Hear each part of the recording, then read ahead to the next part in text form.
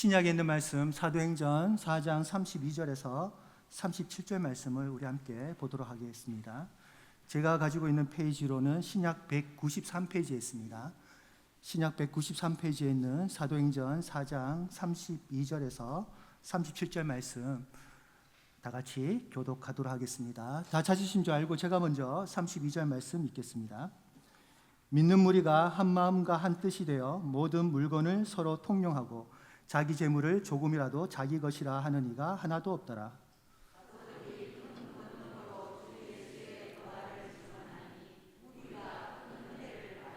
그 중에 가난한 사람이 없으니 이는 밭과 집 있는 자는 팔아 그 판 것의 값을 가져다가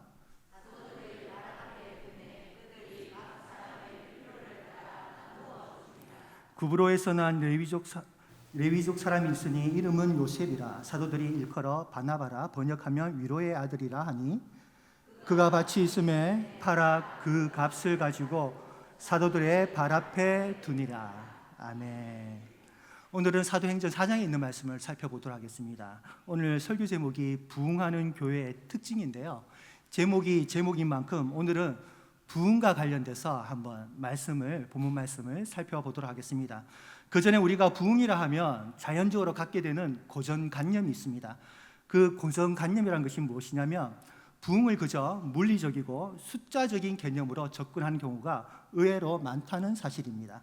다시 말해 부흥이란 의미를 양적인 성장 혹은 외적인 증가나 확장, 그렇게 바라보는 경우가 더러 있다는 것이죠.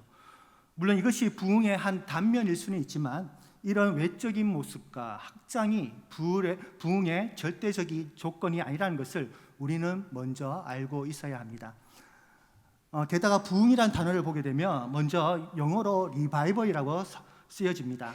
이 단어의 뜻을 보게 되면요, 다시 살아남, 부활, 재생, 이런 의미가 있어요. 그러니까 영어 단어만 보더라도 부흥은 단순히 숫자나 외적인 증가와 관련 있는 것이 아니라 영적인 것에 더 큰 의미가 있다는 사실을 우리는 알 수가 있습니다. 그리고 개역 성경을 보게 되면요, 부흥이라는 단어가 딱 한 번 나옵니다. 여러 번 나오는 것이 아니라 부흥이라는 단어가 딱 한 번 나와요. 그 내용이 어디서 나오냐면 하박국 3장 2절에 나옵니다. 하박국 3장 2절에 보면 이런 말씀이 있는데 우리 같이 한번 읽어볼까요? 같이 읽겠습니다. 시작.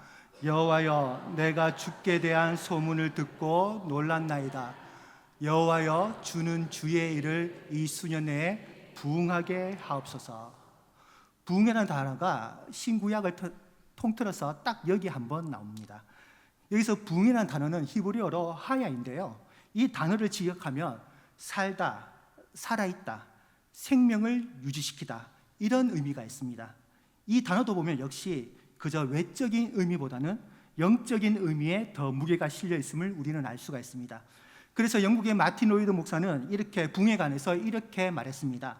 부흥은 우리를 되살리는 것이다. 부흥이란 것은 우리를 되살리는 것이다. 우리를 되살리는 것이 부흥이다. 이렇게 말을 했다는 것이죠. 그러므로 부흥이란 것은 넓게 보자면 하나님께서 자신의 백성을 위해 그리고 주의 성도들과 교회들을 살리시기 위해서 그들에게 행하시는 모든 일들, 이것을 부흥이라고 우리는 해석할 수 있다는 것입니다. 그렇다면 오늘 우리가 살펴보고 있는 이 사도행전에서 주로 우리에게 가르쳐주고 있는 구체적인 하나님의 일과 하나님의 부흥은 무엇일까요? 우리는 그 가운데서 가장 중요한 하나님의 일을 사도행전의 서론이자 머릿말이라 할 수 있는 1장 8절에서 우리는 찾아볼 수가 있습니다. 그러니까 사도행전은 처음부터 1장부터 하나님이 우리를 통해서 하시고자 하시는 궁극적인 일, 그리고 궁극적인 부흥이 무엇인가를 우리에게 가르쳐주고 시작하고 있다는 것이죠. 우리가 잘 아는 말씀이지만 다시 한번 읽어보도록 하겠습니다. 시작. 오직 성령이 너희에게 임하시며 너희가 권능을 받고 예루살렘과 온 유대와 사마리아와 땅끝까지 이르러 내 증인이 되리라 하시니라. 여기서 보시면 예수님은 성령님이 하시는 일에 대해서 말씀하고 계시는데, 그 일이란 것은 우리가 예수님의 증인이 되게 하시는 것, 부활의 주님을 증거하게 하시는 것, 이것이 바로 하나님께서 궁극적으로 우리를 통해서 궁극적으로 하시고자 하시는 일이라고 분명히 말씀하고 있습니다. 그래서 그 다음 사도행전 2장을 보시게 되면 베드로가 오순절에 설교를 하는 장면이 나오는데, 여기서 베드로는 부활하신 예수님을 담대하게 전하는 것을 우리는 볼 수가 있어요. 그 가운데서 베드로가 설교를 하면서 이러한 내용을 선포하고 있습니다. 그것이 사도행전 2장 23절과 24절에 나오는 말씀인데, 그 중에 한 부분을 제가 읽어드리도록 하겠습니다. 너희가 법 없는 자들의 손을 빌려 못 박아 죽였으나 하나님께서 그를 사망의 고통에서 풀어 살리셨으니, 성령을 받은 베드로가 부활의 예수님을 있는 그대로 전하고 있음을 우리는 여기서 보게 됩니다. 그리고 그 다음 3장도 보십시오. 성전 앞에서 또다시 베드로가 설교를 하게 되는데, 거기서도 베드로는 이렇게 선포하고 있습니다. 그 말씀이 3장 15절에 나옵니다. 제가 읽어드리겠습니다. 하나님이 죽은 자 가운데서 그를 살리셨으니 우리가 이 일의 증인이라. 여기서도 베드로는 자신을 부활의 증인이라고 소개하면서 부활의 예수님을 변함없이 증거하고 있는 것을 우리는 보게 됩니다. 앞에 1장 8절에서 언급한 성령으로 인한 증인의 삶을 지금 베드로와 사도들이 2장과 3장 계속해서 이어서 그 증인의 삶을 이어가고 있는 것, 실현해 가고 있는 것, 실천해 가고 있는 것을 우리는 볼 수가 있는 것이죠.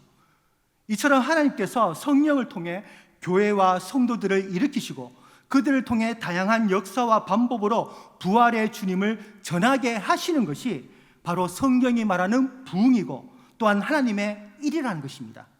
자, 그렇다면 오늘 말씀도 이러한 사실을 전제로 해서 오늘 본문과 4장의 말씀을 살펴볼 필요가 있다는 것이죠.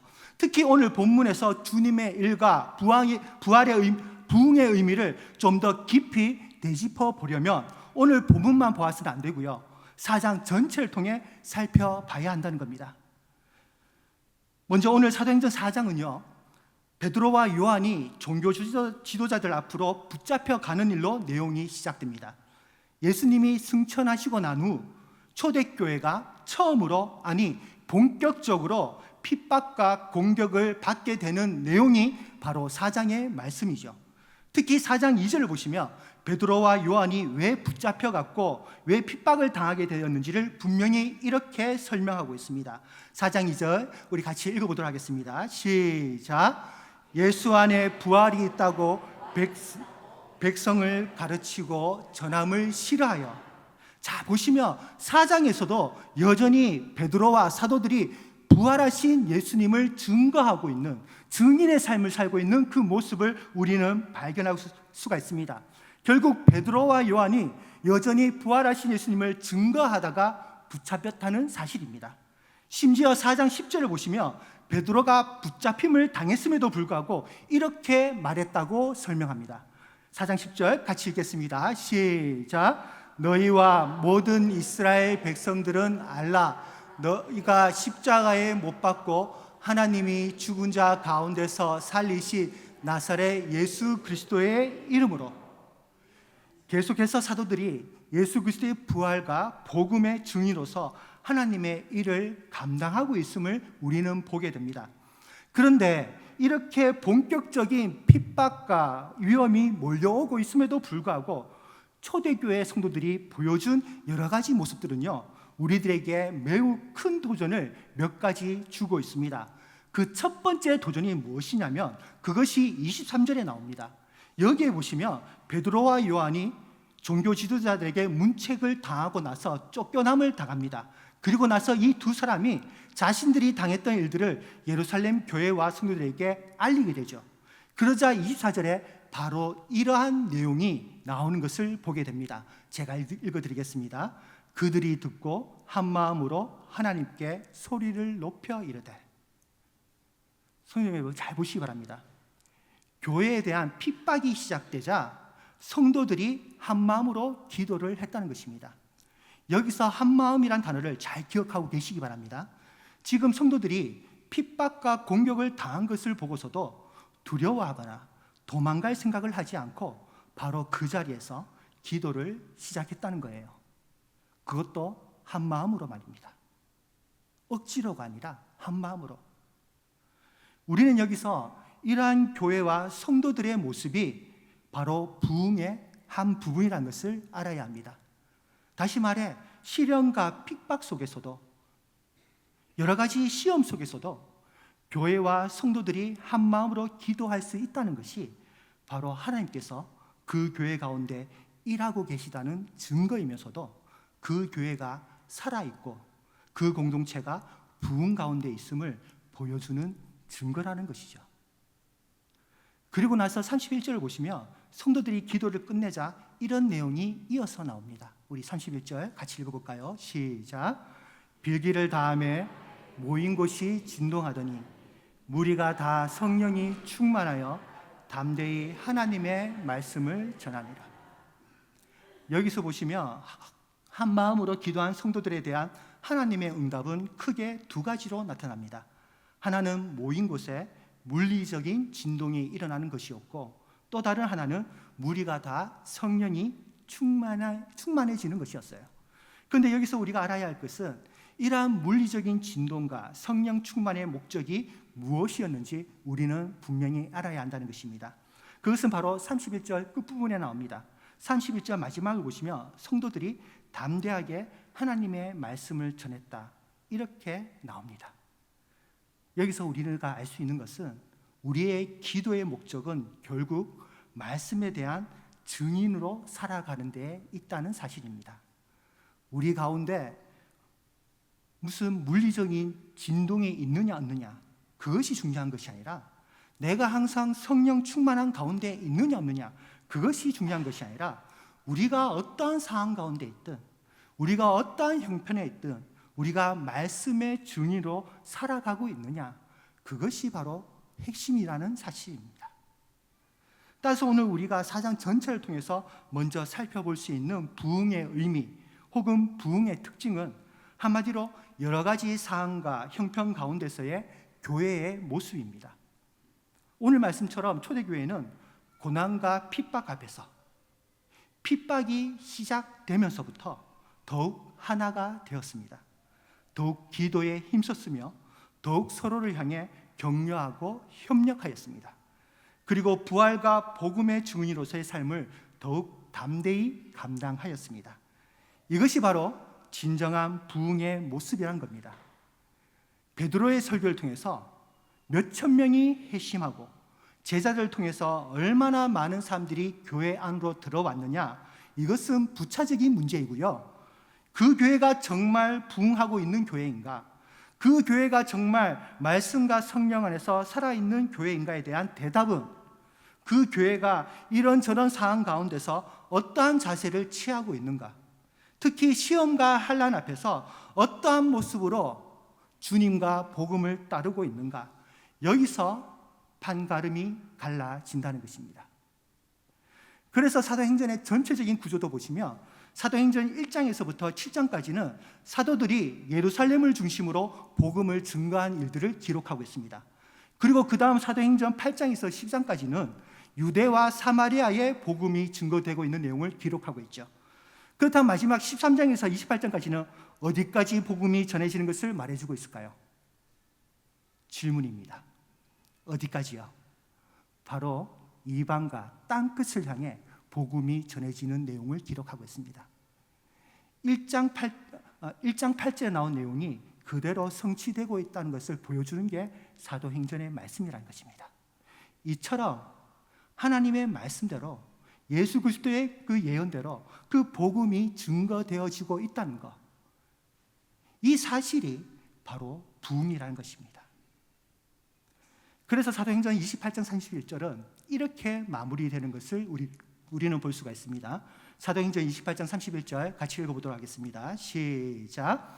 하나님의 나라를 전파하며 주 예수 그리스도에 관한 모든 것을 담대하게 거침없이 가르치더라.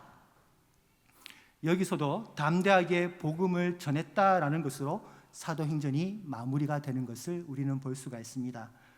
교회가 크든 작든, 그리고 그 안에 성도의 수가 많든 적든, 부흥의 유무는요, 외적인 크기와 양에 따라서 평가되어지는 것이 아니라 복음에 대한, 그리고 부활하신 예수 그리스도에 대한 교회와 성도들의 태도와 반응에 따라 판가름이 난다는 것입니다. 우리는 이 사실을 분명히 알아야 한다는 것이죠. 부흥의 참된 개념을 우리가 분명히 이해하고 있어야 한다는 것입니다. 만약에 교회가 성장하고 숫자적으로 불어나는 것이 부흥의 궁극적인 증거이고 목적이라면 초대교회의 시작인 예루살렘 교회는요, 8장에 나오는 것처럼 이렇게 쉽게 허무하게 무너지면 안 되는 것이었습니다. 그리고 외적인 성장이 그저 성도들이 느는 것이 부흥의 주 조건이라면 사도 바울이 세운 소아시아 교회도 최소한 수백 년은 갔어야만 했습니다. 하지만 성경과 교회의 역사는 그것을 부흥이라고 말하지 않습니다. 성경은 오히려 이렇게 얘기합니다. 교회는 무너지고 믿음의 성도는 이 땅에서 사라질지언정 하나님의 복음은 여전히 교회와 교회를 이어서, 사람과 사람을 이어서, 성도와 성도를 이어서 증거되어지고 있다는 사실을, 그리고 이것이 참된 부흥이라는 것을 우리에게 말해주고 있는 것입니다. 사도행전도 그것을 말해주고 있는 것이죠. 예루살렘 교회는 무너졌지만, 그렇지만 복음은 계속해서 증거되어지고 있더라. 하나님이 택하신 성도들을 통해서, 백성들을 통해서, 제자들을 통해서 여전히 복음이 증거되어지고 있더라. 이것이 바로 사도행전이 우리에게 가르쳐주고 있는 참된 부흥이라는 것입니다. 남부교회도 그러합니다. 남부교회라는 이 외형적이고 물리적인 모습은 영원할 수는 없지만, 그보다 더 중요한 것은 우리 교회가, 우리 남부교회가 평안하든 아니면 시련이 있든 간에 언제나 한마음으로 함께 기도하고 함께 복음을 증거하는 삶과 예배를 지켜나간다면 이것이 바로 남부교회의 부흥이요, 하나님의 일하심이 이루어지는 공동체임을 꼭 기억하시길 바랍니다. 자, 두 번째로 오늘 초대교회가 보여주는 또 다른 도전이 있습니다. 그것이 바로 오늘 우리가 읽었던 본문의 말씀인데요, 여기서 예루살렘 교회 성도들은 자신들의 물건과 재산을 서로 통용하는 모습을 우리에게 보여주고 있습니다. 위기 가운데서도, 시련 가운데서도 서로 나누고 베푸는 모습을 행하고 있는 것이죠. 이 모습은 결코 쉬운 행동이 아닙니다. 이러한 나눔과 베품의 모습 또한 그 공동체가 부흥하고 있다는 또 다른 증거가 될 수 있다는 것이죠.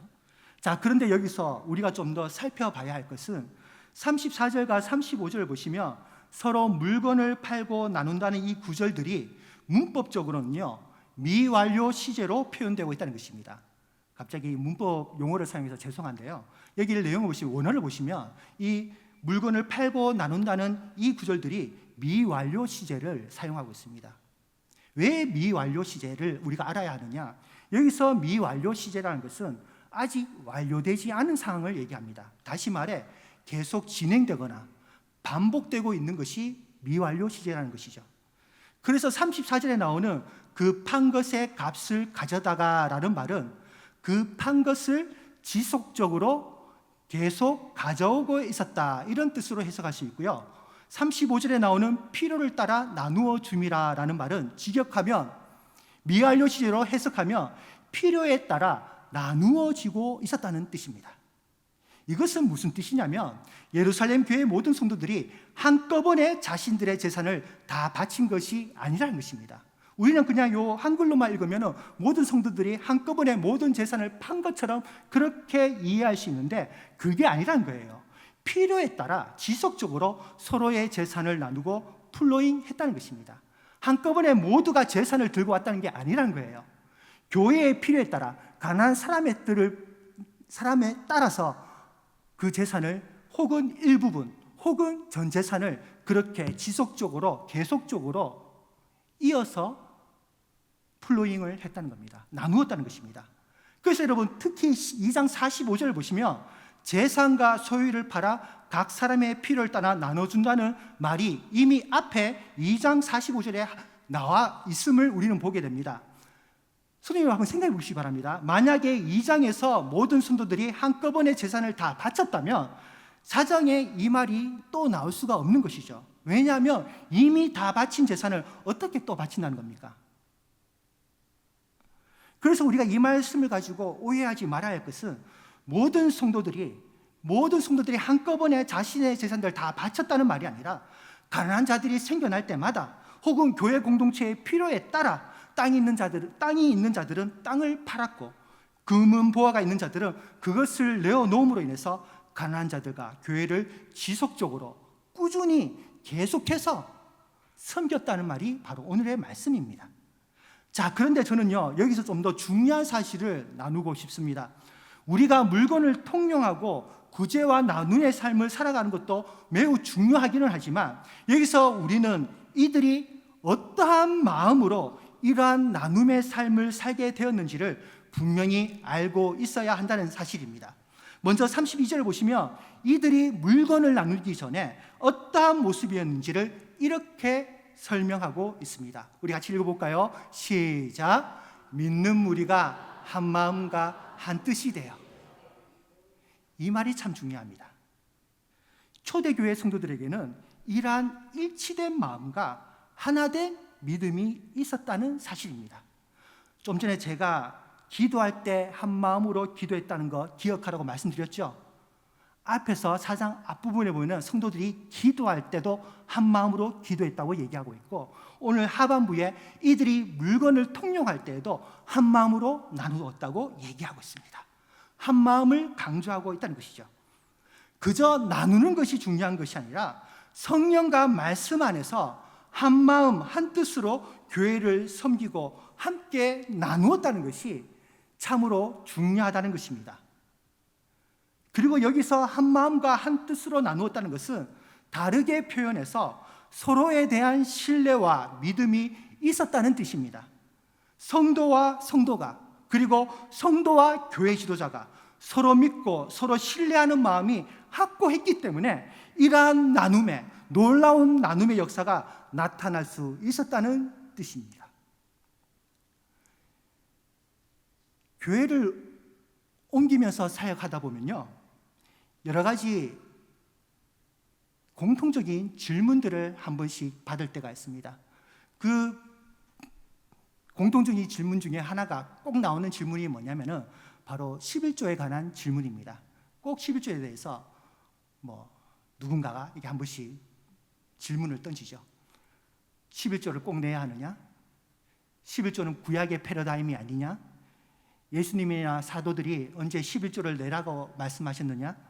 11조를 내야 한다면 성경과 신약적인 근거가 무엇이냐? 이런 질문들을 꼭 한 번씩 교회를 다닐 때마다 질문을 받게 됩니다. 그럴 때마다 저는 성경의 근거를 이야기하기 전에 이 말씀을 항상 먼저 드립니다. 오늘날 교회 안팎으로 11조나 헌금에 대한 논쟁들이 심심찮게 일어나는 것은 결국 한국교회에 대한 신뢰가 무너지고 있다는 방증이라는 것이죠.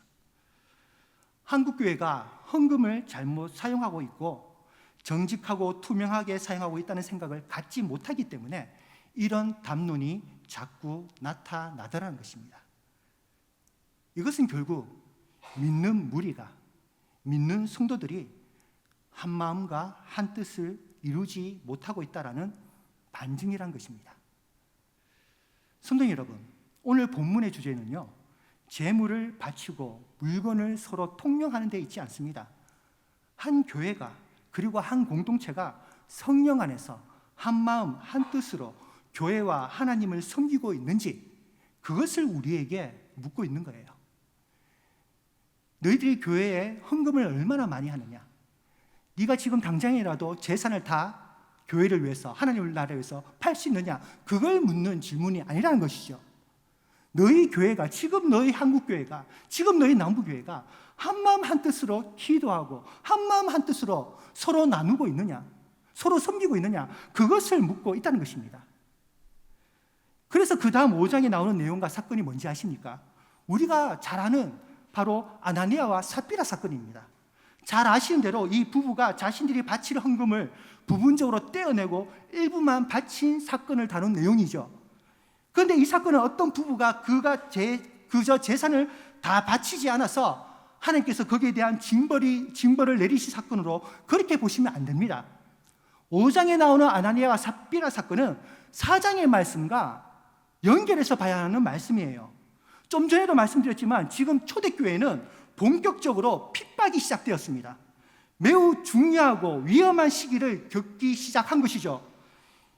따라서 이러한 핍박과 위기와 위험을 극복하기 위해서는 이 예루살렘 교회가 어떻게 해야 되겠습니까? 바로 이 위기를 극복하기 위해서는 말씀과 성령 안에서 하나됨을 이루어야 한다는 것이죠. 사도행전 4장은 이러한 위기 가운데서도 성령 안에서 하나됨을 이루어 나가는 예루살렘 교회와 성도의 모습을 보여주고 있습니다.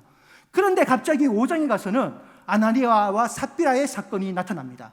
뭐죠? 아나니아와 삽비라 사건은 이 교회의, 4장에서 나오는 이 교회의 하나됨을 깨트리는 사건이라는 것이죠.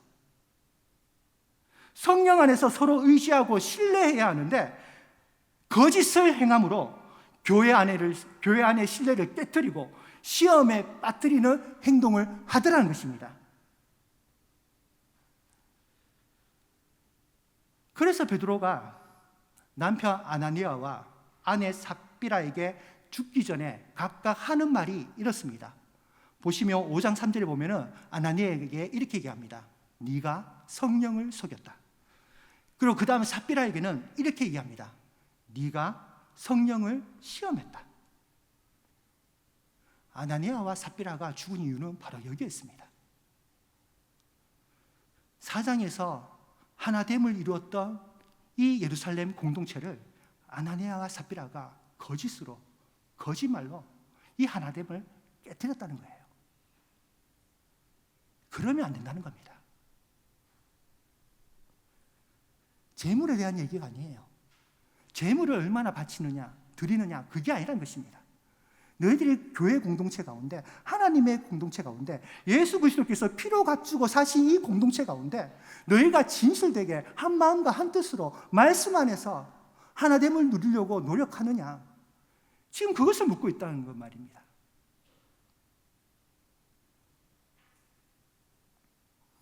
따라서 오늘날 교회와 교회가, 성도와 성도가 한 마음 한 뜻으로 함께 한다면 11조에 대한 논쟁이, 감사헌금에 대한 담론이 왜 나타나겠습니까? 서로가 속이는 것이 있다고 생각하니까, 서로가 감추는 것이 있다고 믿으니까 11조에 대해, 헌금에 대해, 심지어 나눔에 대해 이런저런 네거티브적인 행동과 발언들이 나오는 것 아니겠습니까? 그래서 오늘 본문을 보시면요, 2번이나 반복되는 말씀이 나오는 것을 보겠는데, 그게 바로 35절에 사도들의 발 앞에 두매, 그리고 37절에 사도들의 발 앞에 두니라. 이 말이 2번 나옵니다. 성도들의 헌금이 사도들의 발 앞에 두었던 말이 오늘 본문에서 보시면 2번 연속해서 나오는 것을 보게 되는 것이죠.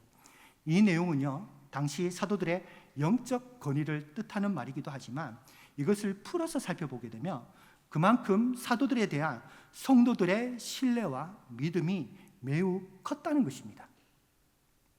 자신들이 바치는 이 물질을, 자신들이 바치는 이 재산을, 자신들이 바치는 이 헌금을 우리 사도들이 정말 올바르고 거룩하게 사용할 거라는 신뢰와 확신이 컸다는 사실을 이 말씀이, 이 2번 반복되는 이 말씀이 우리에게 우회적으로 가르쳐 주고 있는 것이죠. 따라서 오늘 본문에서 우리가 놓치지 말아야 할 핵심은 그저 나누고 통용하는 것에 있는 것이 아니라 공동체가 한 마음 한 뜻으로 교회와 하나님을 섬기고 있느냐는 데 있습니다. 그럴 때 우리의 기도는 하나님께서 기뻐 받으시는 기도가 되는 것이고, 그럴 때 우리의 나눔은 참으로 서로 신뢰하고 더욱더 자원하는 나눔이 된다는 것을 4장 전체가 우리에게 말해주고 있는 것입니다. 그리고 이것이 바로 하나님이 일하신다는 증거이기도 하자, 또한 이것이 바로 참된 부흥의 모습이라는 겁니다. 왜냐하면 오늘 본문에서도 사도행전이 앞에서 계속해서 강조했던 주제가 또다시 오늘 본문에도 나오고 있기 때문입니다. 그 반복되는 주제가 뭔지 아십니까? 우리 33절에 나오죠. 우리 33절 같이 읽겠습니다. 시작. 사도들이 큰 권능으로 주 예수의 부활을 증언하니 무리가 큰 은혜를 받아. 1장에서 4장까지 잘 보시면 부활의 증인, 예수의 부활 계속해서 반복해서 나옵니다.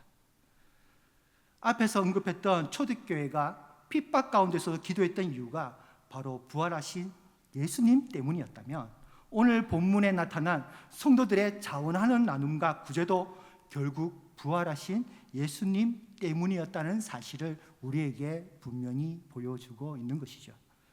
따라서 오늘날 교회와 믿음의 공동체가 항상 잊지 말아야 할 것은, 우리가 기도를 하든 우리가 구제를 하든 그리고 우리가 헌금을 하든 무엇을 하든 그 모든 것들 가운데 부활하신 예수 그리스도의 이름으로 진실되게 해야 한다는 것입니다. 그것이 바로 하나님의 일이고, 그것이 바로 우리의 삶과 공동체 가운데 여전히 부흥의 역사와 흔적이 남아있다는 증거가 아니겠습니까? 말씀을 정리하겠습니다. 지난주에 살펴본 사도행전 3장을 보시면 베드로가 성전 앞에서 다리에 장애를 가진 사람을 만나 그를 고쳐주면서 하는 말이 있습니다. 우리 3장 6절에 나오는 말씀이죠. 우리 다시 한번 보도록 하겠습니다. 같이 읽을게요. 시작. 베드로가 이르되 은과 금은 내게 없거니와 내게 있는 이것을 내게 주노니 나사렛 예수 그리스도의 이름으로 일어나 걸으라 하고. 너무나도 잘 아는 말씀이죠. 여기서 잘 보시면 베드로는 자신이 가지고 있는 것이 은과 금이 아니라 나사렛 예수 그리스도의 이름이라고 이렇게 고백합니다. 매우 의미심장한 말씀입니다. 결국 믿음의 성도들에게 있어서 가장 큰 재산은, 가장 큰 재물은, 가장 큰 부동산은 이렇게 하면 좋으실지 모르겠습니다.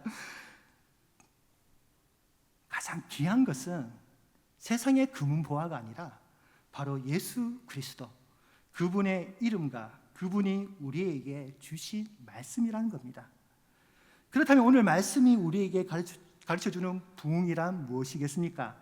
그것은 바로 한 문장으로 정리하자면, 우리에게 주어진 이 예수 그리스도의 이름을 우리의 가장 큰 보화로 받아들이고 그로 인해 성령으로 한마음 한뜻으로 교회와 하나님을 섬기며 더불어서 자신에게 주어진 것들을 아낌없이 그리고 자원해서 나누어 줄 아는 것, 그리고 결국 이러한 모습들로 인해 예수님의 이름을 증거하는 삶이, 좀 긴 문장이죠. 그래서 결국 이러한 모습으로 우리가 부활하신 예수님을 증거하는 삶이 바로 부흥이라는 것입니다. 이것이 오늘 우리에게 가르쳐주는 부흥의 뜻이라는 것이죠. 그리고 이것이 이러한 삶을 살아갈 때 바로 우리 교회는 이러한 부흥의 역사를 계속 이루어 가고 있다는 사실입니다. 따라서 이러한 부흥의 삶과 이러한 부흥의 증거가 우리 남부교회 가운데, 그리고 성도님들의 가정 가운데, 그리고 우리가 하는 모든 믿음의 사역 가운데 충만하기를 주님의 이름으로 축복합니다. 기도하겠습니다. 거룩하신 하나님, 우리를 성령 안에서 하나 되게 하여 주시옵소서. 우리가 그 어떤 외적인 성장이나 학장보다도 우리가 있는 이 자리에서 성령으로 하나 되길 원합니다. 한마음 한뜻으로 기도하고 한마음 한뜻으로 나누고 섬기는 이러한 부흥의 역사가 우리 가운데 일어날 수 있도록 주님 도와주시옵소서. 그저 남부교회의 이름으로 하나가 되는 것이 아니라 특정한 지도자나 리더십의 이름과 능력으로 인해 하나가 되는 것이 아니라 오직 예수 그리스도의 이름으로, 오직 예수 그리스도의 이름과 부활의 영광을 바라보며 우리가 하나 되고 모든 어려움과 시험을 이겨내는 주의 교회, 주의 성도, 그리고 남부교회가 다 될 수 있도록 주님 축복하여 주시옵소서. 주님, 부족하고 연약한 우리들이지만 다시 한번 우리 가운데 성령이 말하는, 특히 오늘 사도행전이 말하는 그 부흥의 영광을 누리게 하여 주셔서 이 부흥의 삶을 우리가 하나도 빠짐없이 실천해 나가며 순정해 나갈 수 있는 우리 귀한 성도들 그리고 남부교회가 다 될 수 있도록 주님 인도하여 주시옵소서. 거룩하신 예수 그리스도의 이름으로 기도드립니다. 아멘.